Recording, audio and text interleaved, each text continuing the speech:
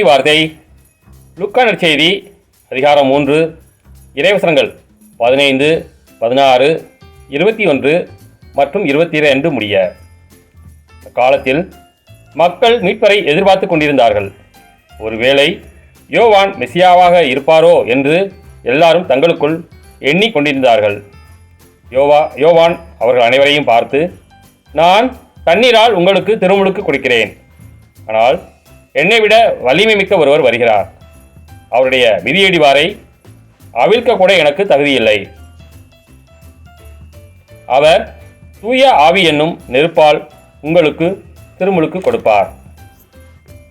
மக்கள் எல்லாரும் திருமுழுக்கு பெறும் வேளையில் இயேசுவும் திருமுழுக்கு பெற்று இறைவனிடம் வேண்டிக் கொண்டிருந்த போது வானம் திறந்தது.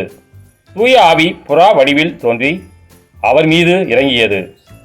அப்பொழுது, என் அன்பார்ந்த மகன் நீயே, உன் பொருட்டு நான் பூரிப்படைகிறேன் என்று வானத்திலிருந்து ஒரு குரல் ஒலித்தது.